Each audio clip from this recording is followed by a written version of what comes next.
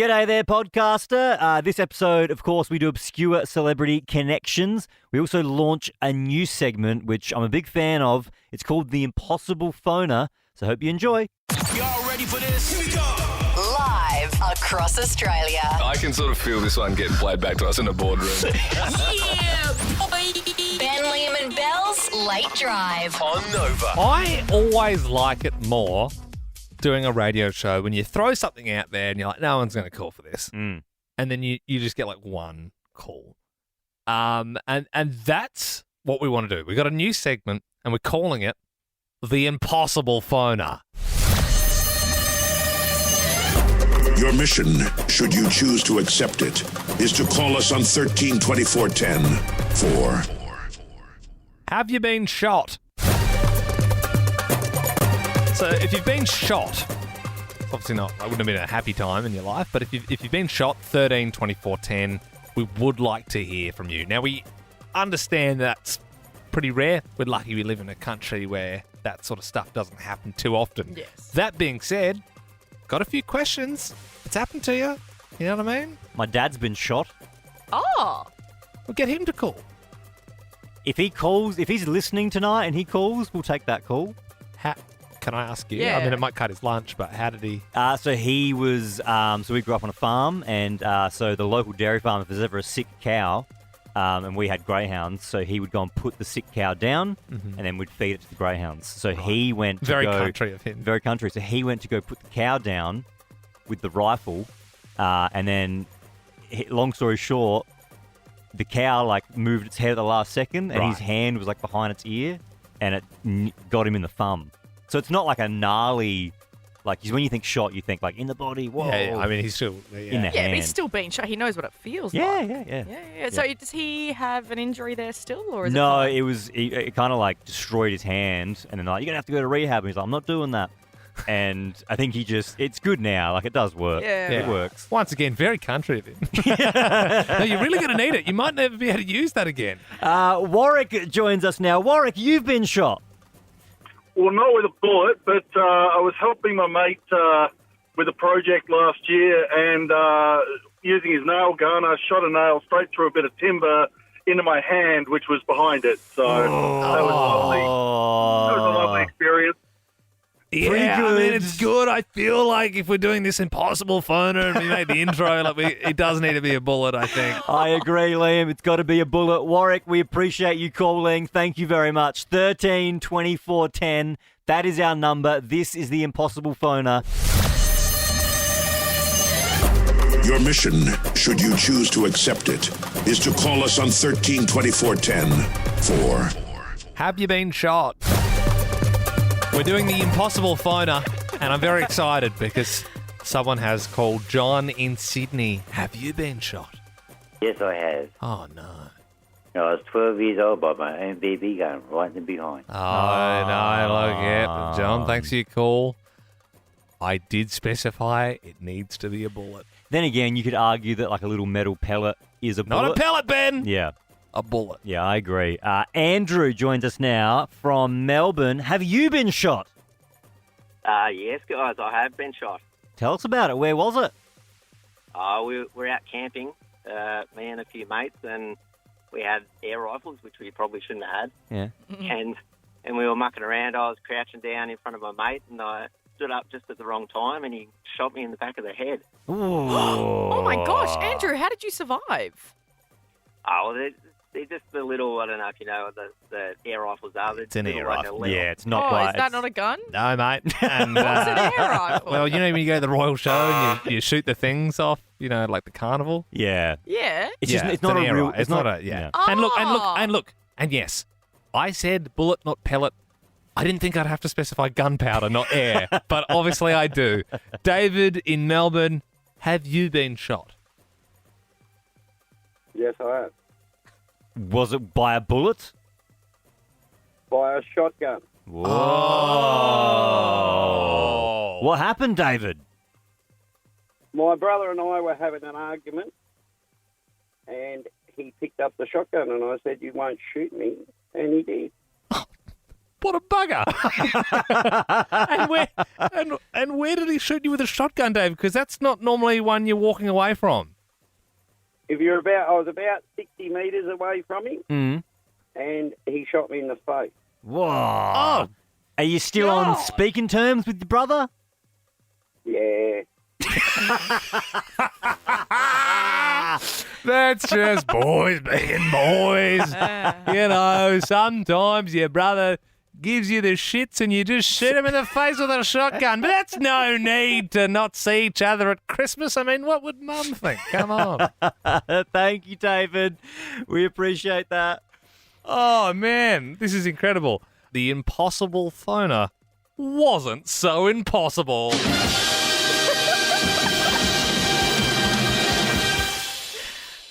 can't believe that guy shot his brother in the face with a shotgun. That was a crazy call. I didn't think we were going to get that tonight. I bet you can't keep a mewing streak for this whole podcast. If you didn't know, Liam is the one-bar star man. If you can beat him at his own game, you win a solid gold bar of gold. Now, 13 24 10. That's our number you call if you want to take Liam on in the challenge of one bar star man. Annabelle, you've done just that. You reckon you know someone who can beat him? I do. I was actually hoping I could nominate my husband. Okay, and why are you so confident about your husband? Honestly, it's a game we play in the car, like when we go long distance. I'll just play a random song and he'll literally tell me who's singing it and the artist and sometimes even what year the song came out. So I think he would give Liam a really good crack. Well, sounds like you got yourself a genuine run-of-the-mill one-bar boy. But I don't know if he's a one-bar star man. We'll have to test his mettle next, Annabelle. You're listening to Len, Beam and Lel. One bar star man on your radio. I'm really, really fast. Just listen to me go.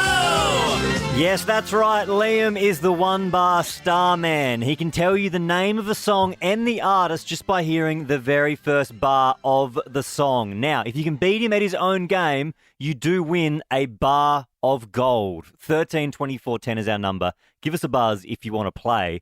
Now, our contestant tonight goes by the name of Stephen. He was nominated by his wife, Annabelle. Good evening, Stephen. How you doing? I'm good, boys. How are you? Now, your wife, Annabelle's put you up for this. Sorry to say, mate, she's put you on the green mile. How are you feeling about this? You know what, mate? I'm going to disappoint her. Honestly, wouldn't be the first time, though. No, you got this, Stephen. Now, look, I always give it a theme, and tonight's theme, because Halloween's on Thursday, is spooky songs.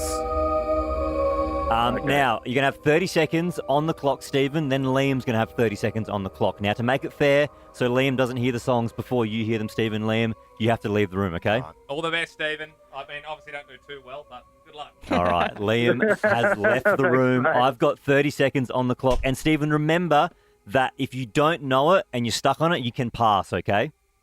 All right, perfect. All right, here we go. Thriller, Michael Jackson. Next song. Monster Mash. Correct. He did the monster mash. Next one. Murder on the Dance Floor. By. That girl. Next one.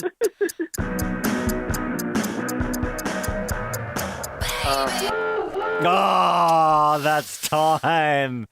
I am only going to give you two, Stephen. It wasn't great, but let's bring Liam back in. Come on in, mate. It wasn't great. You know what? It's better than we've had in the past. Yeah, it's beatable. How'd he go? 2. 2? Oh, okay. Well, that's honestly, that's not bad, 7. Yeah. So I need 3, and it's 30 seconds, so, it's still tight. All right, Liam, 30 seconds on the clock. Spooky songs is the theme. Liam, Thriller, Michael Jackson.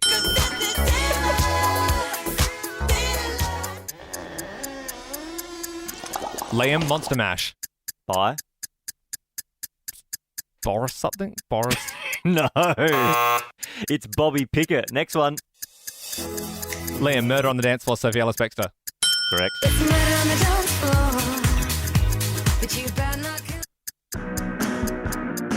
Liam, Voodoo Child. That is Rogue Traders. He's done it! You are my voodoo child, my voodoo child. Oh, I like this new system. It put me on the back foot a bit more. I like it too because you still buzz in with your name and it's very cute. Also, no one knows who sings the Monster Mash. Everyone knows the song, but no one knows who sings it. Stephen, well done, mate, and you have a great Halloween. Thanks, boys. You do. No worries. So there is a woman on the show, Stephen. I don't know if your partner, Annabelle, told you that. To be fair, though, I mean, I did most of the talking there. I don't think Stephen listens to the actual show. That's what I mean, yeah. I did talk. It's not like I didn't talk. Yeah, true. Like- Well, I passed the first one because I was like, he must not be a listener. Second one, I was like, okay, clearly. And now it's disrespectful. Now it's just straight. He just doesn't want to acknowledge Belle. If you want to play One Bar Starman next week, if you reckon you can beat Liam at his own game, you can always call 13 24 10. If you're listening to this podcast at 2 times speed, it's the Ben, Liam and Belle podcast. Oi, stop gooning. The next bit's about to start. 13 24 10. What's wrong with your car and you're still driving it? Because there's this poor family from Queensland. They just set off a few months ago on a trip around Australia. They'd quit their jobs, set up all the kids in the car. They'd bought this $100,000 brand new Toyota. It's done 20,000 Ks and it's carked it. Apparently, they can't get anything fixed with it, and Toyota said, "Nah, your warranty's not going to work. You've done too much to the car, so you're done." My first ever car was a Holden Ute, like 1992 or something like that. Had the R.M. Williams like Longhorns on the back window. Really? That's honest. Yeah, and there was a problem with the starter motor. So what you had to do was you had to be really quick. You had to pop the bonnet, and then you'd have to open it up. You'd have to open up the air filter box. You'd have to spray deodorant in there because that had, I think, ethanol in it. And then so you'd spray that in, you'd close the box back up, then you'd run around and you'd turn the key. And if you did it quick enough, it started. Yeah, and it made it a bit hard for Ben's dating life in the early days there. we'll be at the restaurant in a sec, Dale. I'm just going to get the ethanol spray right here. I'm just going to hit it in the right spot. It'll start. This car's smelling of Lynx with R.M. Williams stickers. Ew. Amy in Melbourne joins us now. What's wrong with your car? Hey guys, so I bought my first brand new car exactly 1 year ago, like brand new from the dealership and everything. Only done 13,000 Ks on it, and a couple of months ago, I accidentally smashed my mirror, and it's kind of broken now. And now every time I indicate, the car buzzes at me to say that someone's there when there's no one there. Yeah, that could be a problem. Also, are you at Coles or something at the moment? I can hear like the checkout. Yeah. So are you doing a shift, or are you just getting your nightly groceries and calling National Radio at the same time? Just the nightly shopping. Oh, good stuff, Amy. Amy, what's for dinner? I have no idea yet. We haven't decided. I'll tell you what it is. We got everything else but dinner. It's Guzmani Bangers and Gomez. mash? You got yourself a GYG voucher. Oh, amazing. Thank you so much. No worries at all. Thanks, Amy. Nathan joins us now. What's wrong with your car? G'day, guys. My car likes to turn itself off sometimes when it's driving. Oh, that's really dangerous. Do you know why?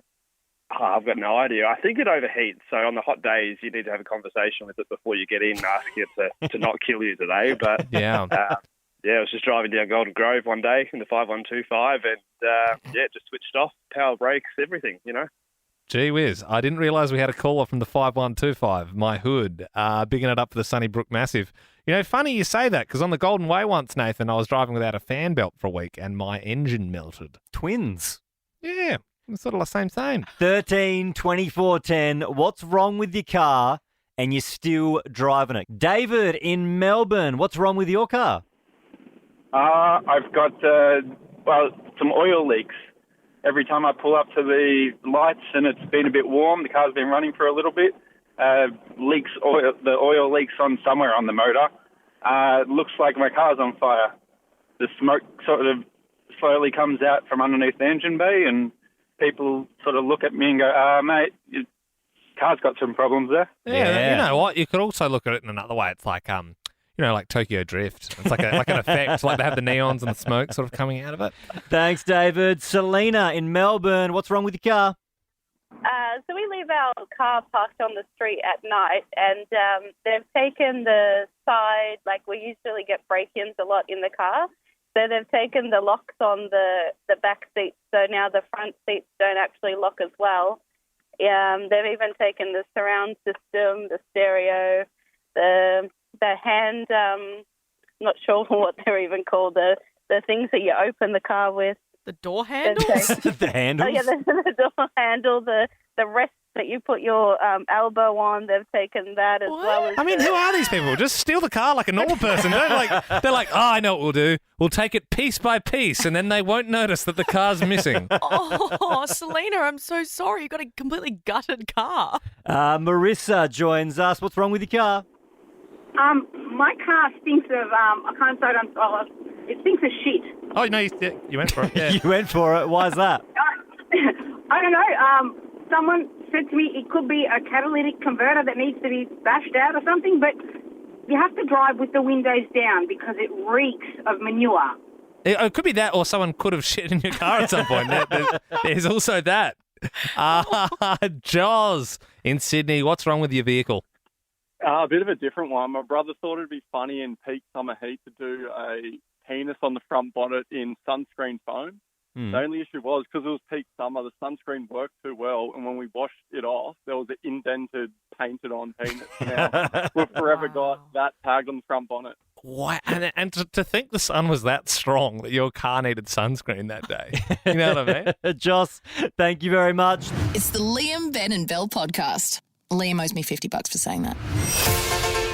Obscure celebrity connections. Come on and give us a call. 13 24 10 is the number. Everyone's got one. Is your dad's friend Carl married to the cousin of Jeremy Clarkson from Top Gear? Or maybe you played netball with a girl whose mum is friends with Vanessa Amorosi. I don't know. If you've got one, we'd love to hear from you. And our favourite caller will be walking away with a NutriBullet tonight, the #1 personal blender brand in the world. Let's kick it off with Lisa. Good evening. What's your obscure celebrity connection? It's not that obscure. It's only once removed. It's my cousin. It's Sia Furler.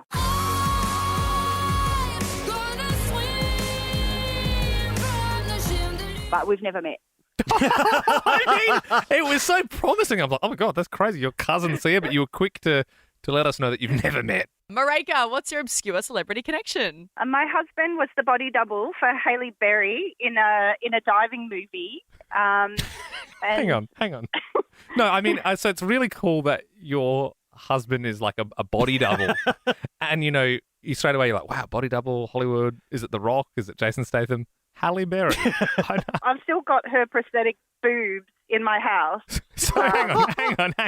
What? So No, your was it- no, husband... Was it husband? No, it was your friend. It was my husband. Oh, he was no. doing work with sharks and diving, and so she didn't want to do that, so he did it, and got a nice pair of prosthetic boobies. Some Halle Berry boobs with it. And so does he have the physique and complexion of Halle Berry? Do they look similar in any way, shape or form?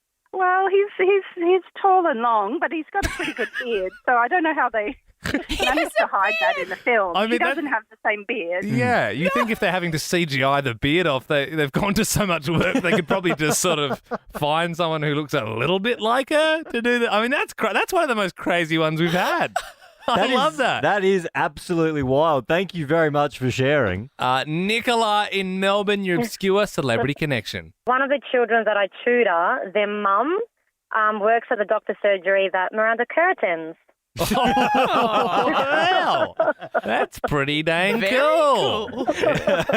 It's Thank you. obscure, but it's a connection. Tracy in Melbourne, what is your obscure celebrity connection? My daughter-in-law's father is friends with a guy who is Stevie Nicks' cousin, and he was visiting her when Miley Cyrus came to visit. That's good. That's a double. I mean, not only have we got Fleetwood Mac fame, Stevie Nicks, Rock and Roll Hall of Fame, but then you just managed to throw Miley Cyrus in there as well. That's a double whammy, 2-for-1 deal. Thank you very much, Tracy. Amy in Sydney, what is your obscure celebrity connection? My mum was in Hong Kong and it was raining and she had an umbrella and she was walking. She physically bumped into someone and she looked, and it was Madonna and Sean Penn. Under an umbrella, they were filming Shanghai Surprise. Oh, I mean, that's a 2-for-1 deal. That's a good one. Wasn't Sean Penn the actor who they used to lure in El Chapo? Yep. That was a weird story. Remember that? No. So, like, El Chapo, the big drug dealer, he was on the run, and, like, he really liked Sean Penn's. Like, the FBI went to Sean Penn and said, hey, can we, like, do a thing where you go and do, like, a documentary, meet El Chapo, but then we'll arrest him? And he was like, sure. Wow. Steph, in Melbourne, what's your obscure celebrity connection? Yeah, I went to school with Peter Brock's daughter in primary school, and she was my bully. Oh. Sad what happened there. Yeah. Sad for you and then sad for the family. Obviously. Yeah. Leanne, obscure celebrity connections. Hi, my great-grandmother was friends with Ned Kelly's sister. That's a classic. I mean, that's wow. And not really does a week go by where we don't come around to Ned Kelly. But Oh, yeah. Leanne's great-grandma's sister was mates with... No, hang on. Yeah, With no, Ned Kelly's sister? Yeah, That's it, yeah. Leanne, thank you very much. 13 24 10 is our number if you ever got an obscure celebrity connection.